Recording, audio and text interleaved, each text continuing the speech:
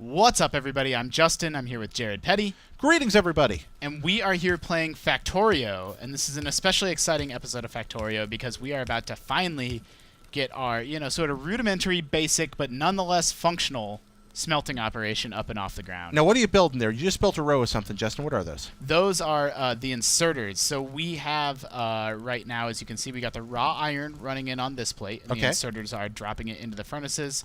And then we have the fuel for those furnaces, which is coal running up here from this sort of large, coal.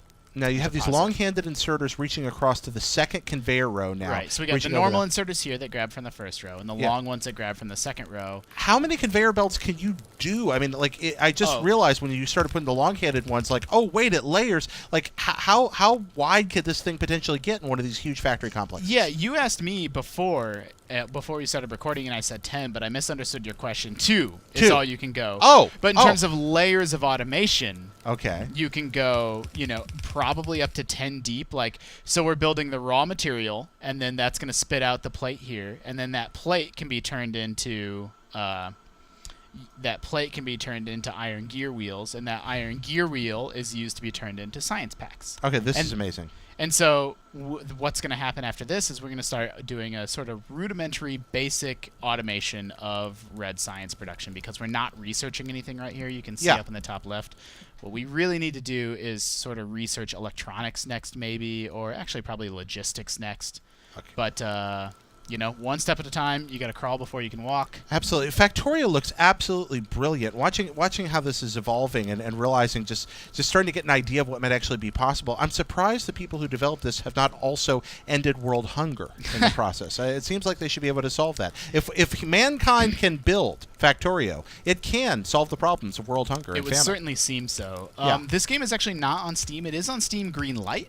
Yeah. So the game is, they're trying to get it greenlit right now. You can buy it from, I think it's actually Factorio.com. Don't quote me on that. Just Google Factorio. Yeah. You'll find it. Buy it from them. It's in alpha, but it's a very, very polished alpha. It's not like you're paying to test the game. It feels very feature complete. It feels great. How much of this have you say you've played at this point, Justin? A lot. Okay. 30 to 40 hours. Yeah. So you've dunked a bunch of time into it. And what's it retailing for right now in alpha? I don't remember that either. I think it's in between $10 or $15. Okay. It's inexpensive. It's a tremendous value. And they're actually selling a couple different tiers of game, but they're doing it in a very reasonable way that doesn't feel, gross or icky. That's nice. You can buy the base game, or if you want to spend a little bit more money, you get a version that has a scenario pack. Oh, okay. So this place is all broken down. Can you sort of nurse it back to health before the aliens? No, that's totally legit. That's like buying expansion packs for old PC games. I'm totally okay with that. Yeah, but they're doing it up front too. Yeah, it's your choice. And if you're not interested in that, which honestly the sandbox mode is where it's at, so you probably don't need to care about that too much. Yep.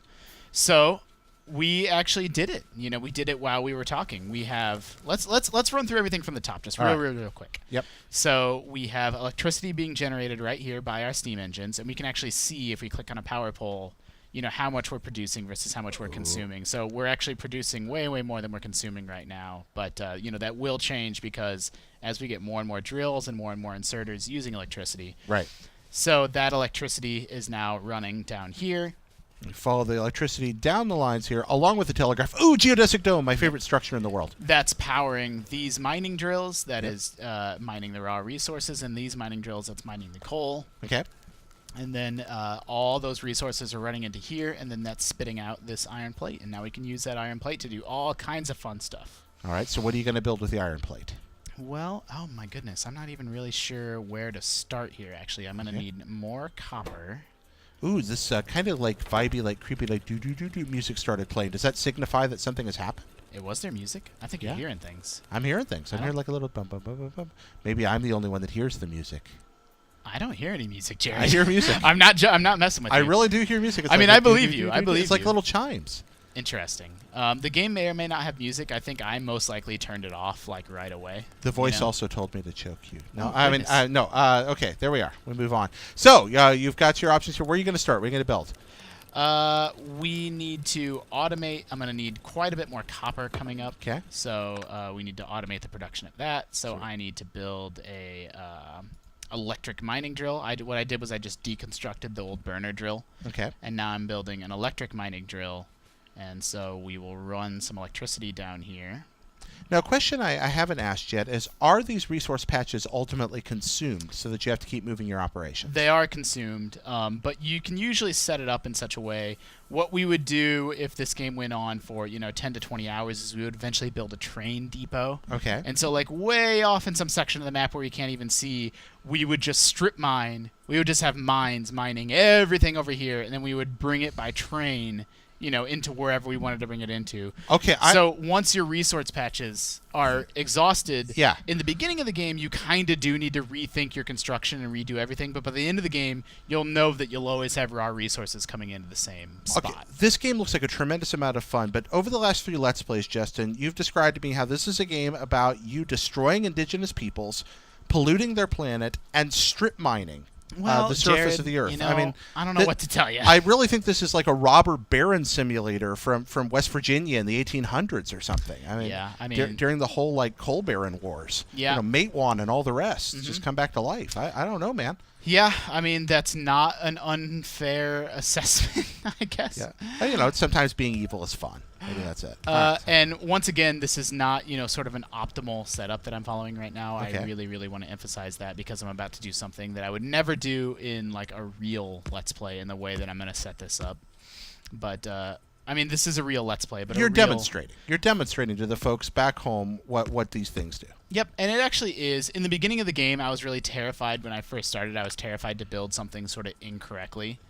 And now that I've played a little bit more, I'm a lot more willing to just sort of mess around and realize that anything can be picked up at any time and placed back down. And, all you're going to spend is a little bit of your time, and you're going to learn along in the process. So it's not really such a big deal. Right, and you have the hostility turned off, so you don't have any time limit to worry about here. You don't have anybody coming along getting mad about all that pollution you're causing to kill you. That's exactly right. All right, so you can just play around all you like. It's a creative mode thing. Do you typically fool around with creative modes in simulation games, Justin, or do you like to have that time pressure? I like the time pressure. Factorio is the one exception. Oh. This is the one game where I do sort of prefer to play in a peaceful mode. What do you think the differentiation is for you? You got to think really, really hard in this game about what you're doing, and the combination of that plus having sort of enemies attacking you every once in a while just sort of stresses me out. So I just, I don't really do it very often. Well, it's like we talked about in the first episode. To a degree, once you get everything automated, this is sort of like building programs that are connected by kind of visual logic. I can't imagine programming while people are shooting at me. I figure that's a pretty difficult way to do that. Yeah, the enemies do come at sort of a leisurely pace, so it's not like it's incredibly stressful or worrying, but it's just a level that, I don't know, it's just not what I'm in the game for. Yeah. It's not what it's about for me. So, fair enough if someone is into it, but it's not what I'm into. No, and once again, I want to emphasize that I know this isn't like the most efficient use of electric poles or anything else, but, we're just trying to quick and dirty get a mining operation up and running. Yeah. We were mining the iron up here, and now what we're doing is we're smelting the iron up here, and now down here we're smelting the copper. Justin, they do say that he who smelt it dealt it. Goodness gracious. I've heard that. I'm not going to condone that. Yeah, so you're not going to condone that? No? I think that's a proverb with some wisdom to it. You've been doing a lot of smelting here. I think there might be some dealing taking place as well. Some delting? Yeah, some delting. Or delta forcing. So, with Chuck Norris. If people are paying close attention, we're actually doing things in a little bit opposite way, where down here we're using the long inserters to pick up coal and the short inserters to dump it out here. And here we're doing the opposite. We're using the short inserters to pick up this coal, and then we're going to dump them using long inserters on the other side of where the raw materials are coming out. That's really cool. Does that make sense? Yeah, it does. It makes perfect sense. I can never tell if what I'm trying to express to people is making any kind of logical sense or not. Well, looks of bemusement are a way to tell, but of course you can't see the faces of those. Through the miracle of the magic of editing, it'll be days perhaps days after this happens that people will be hearing your words. So you'll never get to look at there. But yes, you can also see. This is an example. Sorry, not to interrupt. No, I wasn't saying anything worth saying. Don't worry. You can also see ratios in motion here. Like, it's obvious that one drill isn't supplying enough raw resources for these 6 furnaces to stay active. It looks like one drill is roughly enough for 2 furnaces to stay active. And so that's how people through trial and error kind of learned the ratios of the game. Like, oh, if I want to run a smelting factory that's got 10 furnaces, I need, X number of drills. But again, I'm not really super concerned with those ratios right now. I'm just kind of just kind of winging it. Demonstrating, showing it off. That's right. And there's people have a feel of pressure sometimes. I think particularly when they're putting something on the internet to perform well. But this is a game that appears to be much more about learning than about it's the journey, not the destination. Sure. So it's really, really important to get your two raw resources, the two raw resources that you need, sort of close together. Yeah. So we build what's known as a bus. Ah. And this is the most. Is that a community term? Well, I mean, I think it's a computer term. A computer. It is. That's true. So I think we just have a raw resource bus running right here, super rudimentary, super basic. Now what we would do is we would just run this bus out in this direction to give us enough space to build all the raw resources that we need. All right. So what is next? Now we actually have our first true test of automation. Do we have what it takes to be smart enough to automate something? So we need to build the Science Pack 1. All right. So we want to automate the construction of Science Pack 1. Science Pack 1 requires copper plate, and it requires iron gear wheels. You can see those two ingredients there. So we already have the copper plate. Okay. Done. So, but we need the gear wheels. So then you sort of you dive into it a step. How do I get the gear wheels? Well, they just require iron plate, and eventually there'll be things that you'll need 4 things to build something, and each of those 4 things needs 4 things. You got to figure it all out. You just got this exponential equation of production going on. For now, they start you off nice and simple. So Nice. we'll build our very first assembling machines. And what we will do is those assembling machines will turn this iron plate into the gear wheels. That's marvelous. Is there a structure in this game called an Avenger?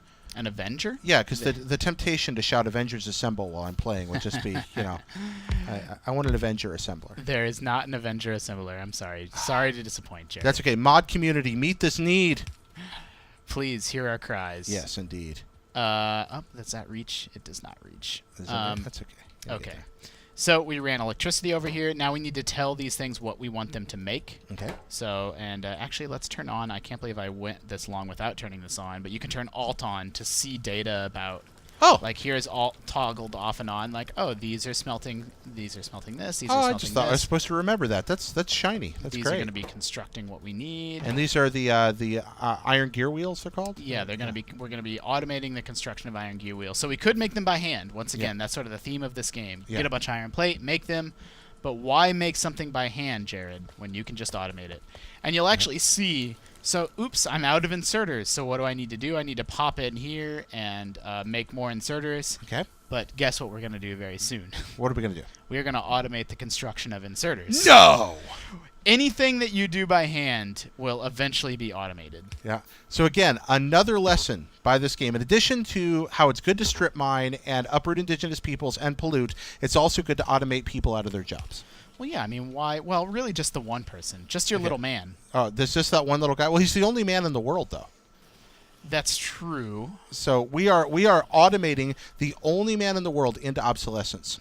It's like the obsolete man with Burgess Meredith and Burt Lancaster. Well, one of the best episodes of The Twilight Zone. If you've never seen it, it's amazing. You ever seen this? I have not seen it. Oh, you really should. That's one of the all-time great Twilight Zone episodes. The obsolete man. You should watch it. But yeah, so this poor little man, we're gradually automating him out of a job. His plight is similar to that to many in the world today. Well, he's kind of doing it to himself, to be fair. There is that, but that's kind of how it's working in the world today as well. Again, is this game secretly a metaphor for our own folly? Yes. Ooh, interesting. No, the answer is no. This is a game about building cool stuff and making factories. This is a game about building cool shit. Okay, all right. Well, there we go. So what do I need more of here? I need more raw resources. I do love how when he walks on that, he's just like grabbing it up with his feet. That's yeah, really well, cool. I'm hitting the F button to pick up. Oh, you are? materials. Okay, Yeah, I thought yeah. it was just like I'm doing like the pick up item button. I like his little pickup run. It's kind of neat. All right. So we have these assembling machines taking the raw iron plate and then assembling it into the gear wheels and spitting out the gear wheels on a conveyor belt. And that could also be spitting them out directly into another assembling machine or directly into a box. Okay, so that you can combine components to build other things, right? Yeah, okay, but I'm choosing to do it this way, Sure. kind of just because. That's great. And now these have everything we need to build the red science. So oh, there we are. And the red science. We have our first example of, super basic, super rudimentary factory. And this is basic and rudimentary. This is just, kind of two things. But think about everything that had to go into this. We're generating the electricity, running it down here. We're mining the raw resources. Then we're smelting those raw resources into the copper plate and the iron plate. And then now we're turning that into, what we need. And we also have to have, the inserters in the right spot.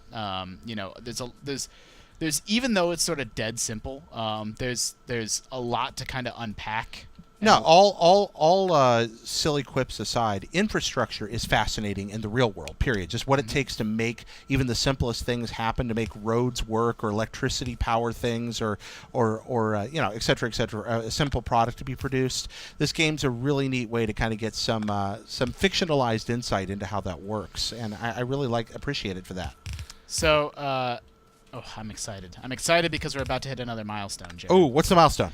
Well, we're going to have automated science production. We have it right now. We've automated the production. Right, we have automated the production of science. So, but then all you have to do is spit that science into the geodesic dome, into the science lab, and then we can start research. Research will just happen on its own. I kind of like the fact that science is like a quantifiable thing in this game. Yeah, it all orbits around science, and you can actually see on the production tab. We're making 72 iron plate a minute. We're making 60 copper plate per minute. And what you're actually about to see soon, over here is what you're producing, and over here is what you're consuming. You're actually going to start to see consumption of these raw materials. Okay. In order to, make the science that we need to make. How did the old song go into you? It was like astronomy, biology, chemistry, zoology, science, and technology. It's fun, you see? And here it is, played out for fun. We've got the science. Oh, you're going to run these into the dome? There's going to be so much science going on. See, I just ran into my first. It's a tiny wrinkle, but it's a wrinkle nonetheless. I had forgotten to do the long-handed inserters that I needed to do to pick up the copper. See, there it goes. Look at there. Wrong inserters. Oh, now you got it going. Boop. The factory belt in here. There we go. So now we actually did sort of the most basic, most rudimentary version of automated science possible. So let's dump this. Or let's not dump. Let's plop this geodesic dome right there. Yep. Have you ever been in a geodesic house? I have. Yeah, I think they're groovy. Where do you fall on geodesics? Pro. Yeah, pro geodesic. Who's not? I don't know. I'm sure there's an anti-geodesic faction out there. I think a lot of people must not be because they don't build very many of them. You'll see one in a blue moon in a neighborhood, but you don't see many geodesic. So, Joe, check this out. All right. We could have made 20 science packs ourselves to say, okay, this is the science we need to automate logistics, which lets us build underground conveyor belts. Oh. Lets us build fast inserters and lets us build splitters to split a conveyor belt in two. But instead of doing it by hand, we automated it. And because of that, we are not going to have to worry about doing this anymore. Right, and so now you'll just see it runs up here in the top right. Logistics is just going to research. We have 2 assembling machines spitting out the red science, and then the lab is just going to start eating those science packs up and making the science. Eventually, things require other science packs. Mm-hmm.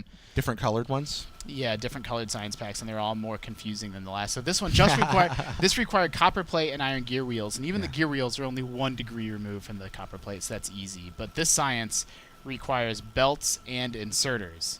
And so you would work backwards. You would say, okay, green science requires belts and inserters. So how do we do that? So you would say, okay, the belts require iron plate and iron gear wheels, and the inserters require iron plate, gear wheels, and electronic circuits, and then you break it all down. Makes plenty of sense. Who do you recommend this game to, Justin? Who's going to enjoy this? People that just like the idea of automating things. Yeah. People that tried to build automated farms in Minecraft, or that was their favorite part of Dwarf Fortress, was trying to build the most efficient. People that are kind of enjoy efficiency and enjoy building train systems and networks and simulations and systems. It's definitely a game for systems people. Yeah. It's cybernetics, the study of systems, right? And you can once again see that there are ratios involved where I think I did get the electricity ratio right, where you need a certain number of boilers for... actually, let's check one more thing, by the way. So we can see that we're actually consuming twice as much electricity as we were in the past, so we're eventually going to have to go upgrade our electric grid, and you can see what's consuming them. Now, if you reach a point where you're producing less electricity than you need, does everything shut down at once, or do you just have brownouts? Or it slows. Okay. It slows proportionally. And so that gets you in trouble, though, because the coal that you're mining to run your boilers is running all along electricity yourself. And so it sort of puts you in this downward spiral where you can eventually be caught in a loop of just getting completely hosed. So don't fall behind. Keep an eye on it. Keep a close eye on it. What about these aliens that we heard about? Were out there somewhere and getting annoyed by the pollution. Have they showed up yet? Let's finish up. Well, no, because we're playing on peaceful mode. Right. So if you look on the map, actually, yeah, we I was are wondering if seeing. they're on the map yet. See this like it's very faint, but that like red. Yeah. See this red square? It runs along sure. here and runs up here and over here. That's pollution. Ah, I see. And that will eventually be like dark red. It'll be like beet red in the middle here. Okay. And then that will annoy the aliens. But Jared, this Let's Play is about over, so let's go try to find some biters. Again, they probably would have found us by now on their own if I wasn't playing on peaceful mode. Yeah. Oh my goodness, see that? Oh, is that a cluster of them? That is a gigantic. That's actually freaking huge. Okay, that's a lot of them. So that's a lot. And these guys are biters. You call them biters. Yeah, I call them biters. Okay. Let's go out with a bang. But these guys won't attack you unless you attack them, right? Well, I guess not. Wow. Look at that. Whoa, whoa, Oh, they hurl things. Well. That ended. That escalated quickly. That's a very Ron Burgundy moment. Goodness there. Wow. gracious. Well, Jared, this has been. Oh, I didn't autosave recently. We lost our science production. That's Did okay. we? Oh, that's okay. It's so much fun to build. We'll just build it again. This has been Justin and Jared. Let's play Factorio. Everybody, if you're digging this game, or if you actually watched this video and started playing it, let us know. I kind of want to know what you think. I see what you did there. Digging this game. Womp womp. Jared, thanks for joining me. Everyone at home, thank you for tuning in. Remember, we're always kind of trying to spotlight not just the big AAA stuff on IGN, but we really do care a lot about indie games, weird games, strange games. So, yeah. For all things weird and strange. Yeah, you're already in the right place. Keep it locked to IGN.